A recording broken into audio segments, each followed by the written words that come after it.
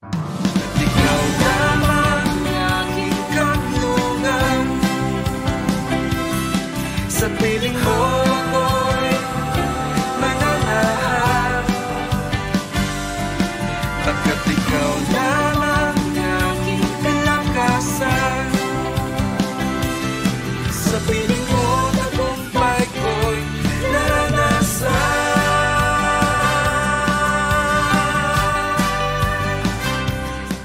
Salamat sa Diyos at nakaraos tayo sa malakas na bagyong dumaan sa Pilipinas. Iba't iba ang signal ng mga bagyo at pinakamainam po kung tayo ay handa sa anumang paglanding ng mga bagyo dito po sa lupain, lalo na sa ating bansa. Paano tayo mananagumpay sa gitna ng bagyo? Dito po sa Pilipinas, hindi natin may kakaila na dalawa lamang ang uri ng panahon. Dalawang seasons dito, ang tag-init at tag-ulan, wala nang iba. Sa buong buhay ko ay nakaranas na po ako ng maraming pisikal na mga bagyo. Malalakas at iba naman ay katamtaman, iba naman ay mahina. Itong mga buwan ng Hulyo ay nagsisimula na pumasok ang bagyo sa atin. Kadalas ay tinatanong natin, may bagyo bang parating? Yan, di ba?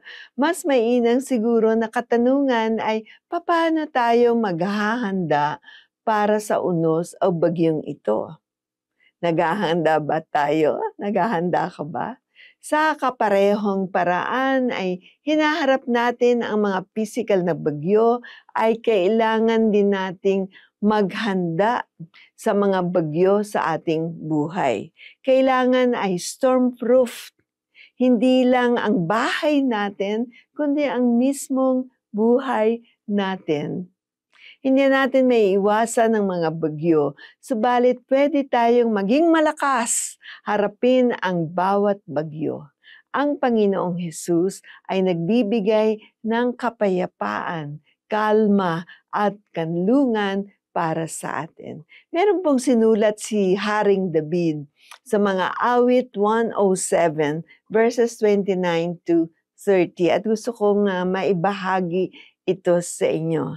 Ito may inuulat sa awit 107, 29 to 30. Pinatigil niya ang malakas na hangin at kumalma ang dagat, at nang kumalma ang dagat, sila'y nagalak at sila'y pinatnubayan ng Diyos hanggang sa makarating sila sa nais nilang daungan. Salmo 107 verse 29. Ito ay isang malaking pagpapala na ikaw ay magtiwala sa Diyos, sa gitna ng unos ay dadaling ka ng Panginoon sa kaligtasan. Siya ang ating rescue all the time. Di po ba? Kaibigan, kasama at sinasamahan ka sa bawat bagyo. Inililigtas ka sa mga unos at pangako niya na maliligtas ka sa kahit anong bagyo ang kakasagupain mo ngayon. At meron pa sa future. Sana. Pero hindi pa natin maiwasan yan. Salamat sa panonood mo ngayon dito sa araw-araw na pagpapala.